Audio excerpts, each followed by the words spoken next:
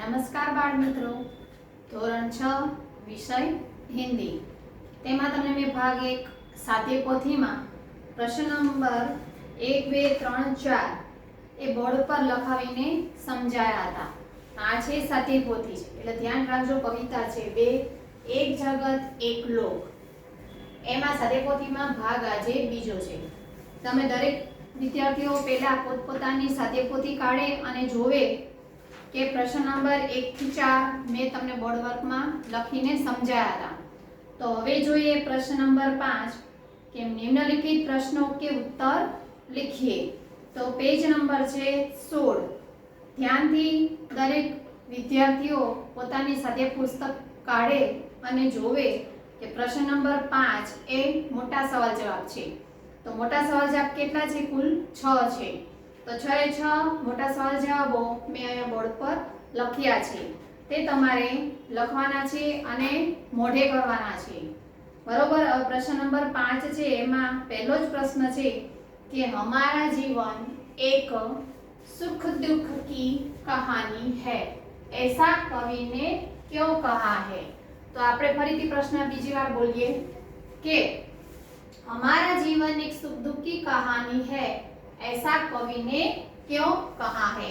तो प्रश्नનો જવાબ આપણે જોઈએ કે ઉત્તર કે सभी मनुष्य के जीवन में कभी सुख के दिन आते हैं तो कभी लोगों को दुख के दिन भी देखने पड़ते हैं. શું કહે છે કે किस मनुष्य को कभी सुख के दिन भी आते हैं तो कभी दुख के दिन भी आते हैं. किसी का सारा जीवन न सुखी होता है तो न दुखी. तो जीवन में बारी बारी से सुख और दुख आते रहते हैं. इसीलिए हमारा जीवन एक सुख दुख की कहानी है, ऐसा कवि ने कहा है. પ્રશ્ન સમજમાં આવે છે બધાને? ફરીથી હું બોલું છું, એનો જવાબ તમારે ધ્યાનથી સમજવાનો છે અને પછી લખવાનો છે કે सभी मनुष्य के जीवन में कभी सुख के दिन आते हैं तो कभी लोगों के दुख के दिन भी देखने पड़ते हैं. तो किसी का सारा जीवन न सुखी होता है न दुखी. जीवन में बारी बारी से सुख और दुख आते रहते हैं. इसीलिए हमारा जीवन एक सुख दुख की कहानी है, ऐसा कवि ने कहा है. હવે જોઈએ પ્રશ્ન નંબર 2. તમે તમારી સાદે પોથીમાં પણ જોજો કે પ્રશ્ન નંબર 2 કયો છે. તો જોઈએ આપણે કે એક જગત એક લોક, ऐसा कवि ने क्यों कहा है. પ્રશ્ન ફરીથી બોલું છું કે એક જગત એક લોક, ऐसा कवि ने क्यों कहा है. તો આપણે એનો જવાબ જોઈએ. ઉત્તર यह संसार एक मानव लोक है. क्या है कि यह एक संसार मानव लोक है. तो एक ही चंद्रमा सारे संसार में अपनी चांदनी फैलाता है. क्या कहते हैं? एक ही चंद्र सारे संसार को क्या देता है? तो कि चांदनी फैलाता है. तो एक ही सूर्य सारे संसार को प्रकाशित करता है. जैसे चंद्रमा एक संसार को प्रकाशित चांदनी फैलाता है, इसी प्रकार सूर्य भी सारे संसार को प्रकाशित करता है. दुनिया के सभी लोग एक ही धरती पर और एक ही आसमान के नीचे रहते हैं. दुनिया के सभी लोग कहाँ पर? एक ही धरती पर और एक ही आसमान के नीचे रहते हैं. तो इस प्रकार प्रकृति के तत्व हम सबके लिए है. ફરીથી પ્રશ્નનો જવાબ બોલું છું, તમને યાદ રહી જશે. यह संसार एक मानव लोक है. एक ही चंद्रमा सारे संसार में अपनी चांदनी फैलाता है. एक ही सूर्य सारे संसार को प्रकाशित करता है. दुनिया के सभी लोग एक ही धरती पर और एक ही आसमान के नीचे रहते हैं. इस प्रकार प्रकृति के तत्व हम सबके लिए है. પ્રશ્નનો જવાબ બહુ જ સરસ છે. તમે ધ્યાનથી સમજજો અને લખજો એટલે યાદ રહેશે અને તમારા બધા સવાલ જવાબ છે એ મોઢે કરવાના છે. હવે જોઈએ પ્રશ્ન નંબર 3. એક રક્ત का अर्थ समझाइए. કે આપણી શરીરની અંદર જે લોહી છે એ લાલ છે, તે એ રક્ત વિશે આપણે સમજાવવાનું છે. તો પ્રશ્ન નંબર 3 માં શું કહે છે? एक ही रक्त का अर्थ समझाइए. तो આપણે જવાબ જોઈએ ઉત્તર कि मनुष्य चाहे किसी भी देश, जाति और धर्म का हो, उसका रक्त का रंग कैसा है? लाल ही होता है। रक्त के रंग की समानता से साबित होता है कि पूरी मनुष्य जाति एक है। भले ही हमारे रूप रंग भिन्न हो, पर भीतर से हम सब एक है। કે ભલે પછી ગમે તે દેશમાં રહેતા હોય કે રંગ રૂપ એનો અલગ હોય, પણ લોહી છે કેવું હોય છે? બધાયનું લાલ જ હોય છે। તો ફરીથી આપણે પ્રશ્નનો જવાબ જોઈએ। एक रक्त का अर्थ समझाइए। तो जवाब જોઈએ कि मनुष्य चाहे किसी भी देश, जाति और धर्म का हो, तो उसके रक्त का रंग लाल ही होता है। रक्त के रंग की समानता से साबित होता है कि पूरी मानव जाति एक है। भले ही हमारे रंग रूप भिन्न हो, पर भीतर से हम सब एक है। प्रश्नना जवाब बहुत सरस છે, તમને આવડી જશે। જો તમે વાંચશો વારે ઘડીએ તો તમને બધા જ સવાલ જવાબ મોઢે થઈ જશે, પણ મહેનત તમારે કરવી પડશે। હવે જોઈએ પ્રશ્ન નંબર 4। घर घर में कौन सा मधुर गान गूंज रहा है? શું છે પ્રશ્ન? કે घर घर में कौन सा मधुर गान गूंज रहा है? तो जवाब જોઈએ આપણે उत्तर કે संसार में सभी मनुष्य के जीवन में हर्ष हो। हर्ष यानी कि आनंद। बधाना जीवन में अंदर शू हो? आनंद, खुशी हो। सब सुहावने रागों में अपना आनंद प्रकट करे और पूरी मानव जाति एक दूसरे के प्रति प्रेम की भावना हो, ऐसी आकांक्षा से भरा हुआ मधुर गान घर घर में गूंज रहा है। प्रश्न जवाब बहुत सरस है। फरीथी हूँ कहूँ कि घर घर में कौन सा मधुर गान गूंज रहा है? तो उत्तर के संसार में सभी मनुष्य के जीवन में हर्ष हो, सब सुहावने रागों में अपना आनंद प्रकट करे, पूरी मानव जाति एक दूसरे के प्रति प्रेम की भावना हो, ऐसी आकांक्षा से भरा हुआ मधुर गान घर घर में गूंज रहा है। હવે જોઈએ પ્રશ્ન નંબર 5। તમારે તમારી સદેપોથી પણ કાઢવાની છે, અંદર જોવાનું છે કે પ્રશ્ન નંબર કેટલામો છે અને કયો લખવાનું છે। હવે જોઈએ પ્રશ્ન નંબર 5 कि सभी नदियां अलग अलग है, फिर भी कवि क्यों कहते हैं कि एक ही पानी? કે નદી અલગ અલગ છે પણ કવિ શું કહે છે? એક ही पानी। નદીનું પાણી શું છે? એક જ છે। એટલે આપણે પ્રશ્નનો જવાબ જોઈએ कि सभी नदियों के पानी की वैज्ञानिक संरचना एक जैसी है। तो सभी नदियों के पानी का मनुष्य के लिए समान उपयोग है, इसीलिए कवि ने सभी नदियों को अलग अलग है, फिर भी कवि ने एक ही पानी कहा है।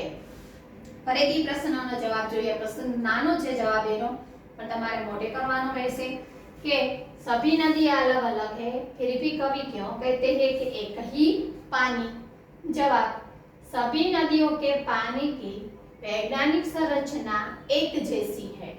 तो सभी नदियों के पानी का मनुष्य के लिए समान उपयोग है, इसीलिए कवि ने सभी नदियों को अलग अलग है, फिर भी कहते हैं कि एक ही पानी। હવે જોઈએ પ્રશ્न नंबर 6 कि प्रगति, न्याय और मानव धर्म के लिए हमारा क्या कर्तव्य है? जवाब कि प्रगति, न्याय और मानव धर्म के लिए संसार के सभी राष्ट्रों में एकता का भावना लाना ही हमारा सबसे बड़ा कर्तव्य है। तो हम सब मिलजुल कर प्रगति करें, सबके साथ न्याय हो, मानवता की रक्षा हो, यही हमारा धर्म बने।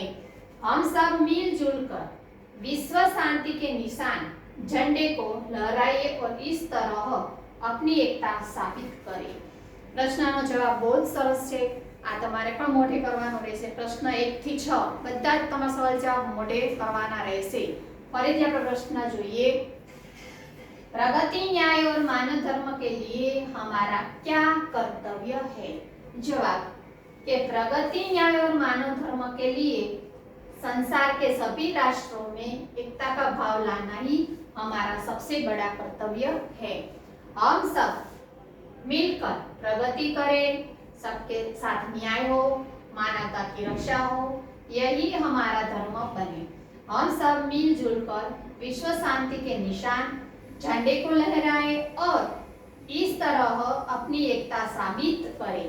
તમને મેં પ્રશ્ન નંબર 1 થી ને 6 મોટા સવાલ જવાબ તમને મેં સમજાયા છે. તો પ્રશ્ન નંબર 5 તમારે સાદી પોથીમાં લખવાનું રહેશે.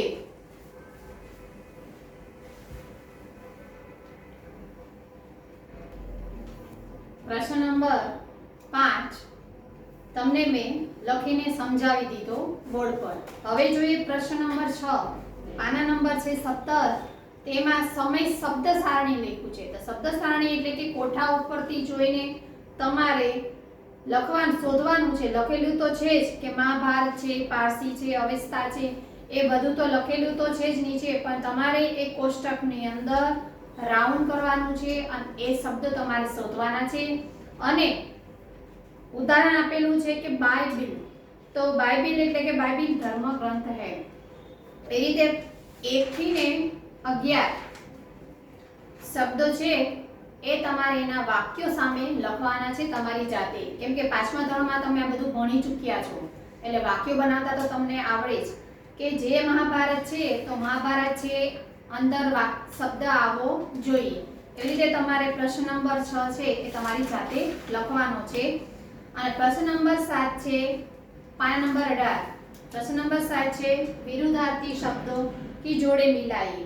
તો તમને સાદેપોથીમાં જોજો કે શબ્દની જોડે મિલાઈએ તો જે જવાબ લખ્યા છે સામે આડાઅવળા લખ્યા છે તો આપણે ક્રમમાં એને લખવાના છે.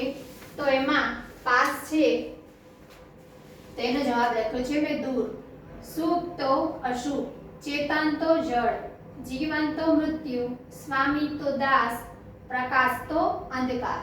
એ પ્રશ્ન નંબર કેટલામો છે? 7 છે. એ અહીંયા બોર્ડ પર મેં લખ્યો છે. હવે જોઈએ પ્રશ્ન નંબર 8 માં શું લખ્યું છે કે સમાનાર્થી શબ્દ ढूंढकर घेरा बनाइए और लिखिए. તો સમાનાર્થી શબ્દ અહીંયા જુઓ પ્રશ્ન લખ્યો છે, જવાબ આપણે લખવાના છે. કોઠાની અંદરથી તમારે જવાબ શોધવાના છે અને ઘેરા એટલે કે તમારે ગોળ ગોળ કરીને બતાવવાનું છે. પણ સમાનાર્થીના બે અર્થ થાય છે જે મેં અહીંયા લખ્યા છે એ તમારે આવી રીતે લખવાનું છે અને આવી રીતે કોઠાની અંદર તમારે ગોળ ગોળ સર્કલ કરીને બતાવવાનું છે. તેમાં પહેલું જ છે સમાનાર્થી શબ્દ લખીએ એમાં લોક લખ્યું છે તો વિશ્વ અને દુનિયા, માન તો સન્માન અને પ્રતિષ્ઠા, નિશાન તો ચિહ્ન અને સંજ્ઞા, હાથ તો હસ્ત અને પાણી, અને અંબર તો આકાશ, આસમાન અને ગગન. બરોબર છે. તો પ્રશ્ન નંબર 8 મેં તમને સમજાવ્યો છે.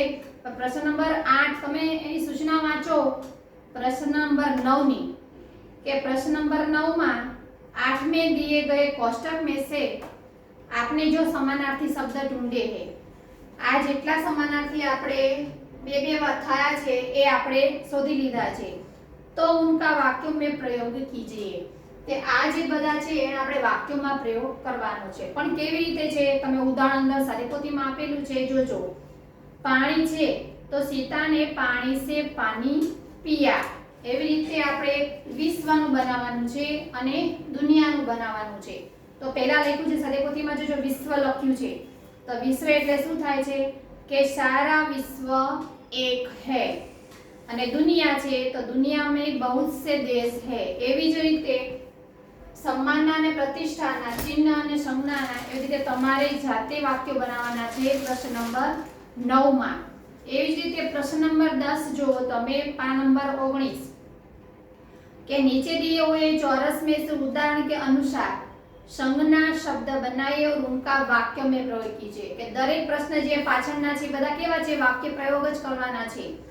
પણ એમાં તમારે શોધવાનું છે કે ઉદાહરણ તરીકે ફૂલ यह फूल सुंदर है. તો આ 10મો જે પ્રશ્ન છે તમારે જાતે લખવાનું છે. પણ પહેલા લખવાનું છે શબ્દ અને પછી એની સામે તમારે વાક્ય બનાવવાનું છે. જેવી રીતે હું એક વાક્ય શબ્દ બનાવું છું કે પહેલું જ લખવાનું છે કે સાગર.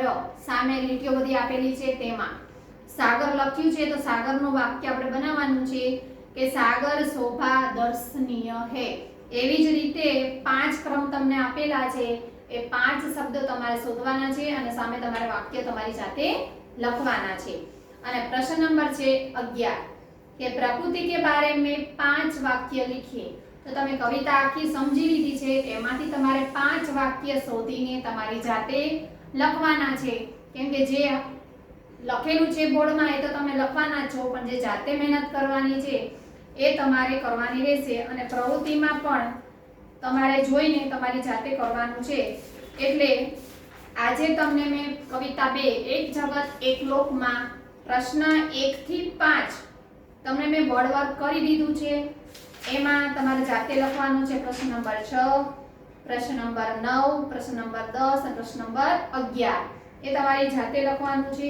વ્યાકરણમાં મેં તમને વિરુદ્ધાર્થી અને સમાનાર્થી સમજાવી દીધું છે. તો બાળ મિત્રો, તમારે કવિતા આજે 2 સ્વાધ્યાય પૂરી થાય છે. સ્વાધ્યાય તમારે લખવાનું તો છે જ અને ફોટો પાડીને મને મોકલવાનું છે. સાથે સાથે પાઠ્યપુસ્તકમાં મેં લેસન આપ્યું છે. જો કે કવિતા 2 માં સ્વાપોથીમાં પ્રશ્ન નંબર 1 થી 11 લખવું. શેમાં? સ્વાધ્યાયપોથીમાં જ લખવાનું છે, સ્વાધ્યાયપોથીનું. અને પાઠ્યપુસ્તકનું અભ્યાસ અને સ્વાધ્યાય એ નોટમાં લખવાનું છે. ધ્યાનથી સાંભળજો કે પાઠ્યપુસ્તકની અંદર સ્વાધ્યાય અભ્યાસ છે નોટમાં લખવાનું છે, અને સ્વાધ્યાયપોથીનું જે હું લખાવું છું એ તમારે સ્વાધ્યાયપોથીમાં જ લખવાનું રહેશે. એટલે આજે તમારી કવિતા 2 અહીં પૂર્ણ થાય છે. અને લખીને મને જલ્દી તમે ફોટા પાડીને મોકલજો. અને પાઠ 1 દયાળુ શિકારી અને કવિતા 2 એક જગત એક લોક એ તમારે બંને સ્વાધ્યાયપોથીનું મોઢે કરવાનું રહેશે અને લખીને મને ફોટો પાડીને મોકલવાનું રહેશે. આભાર.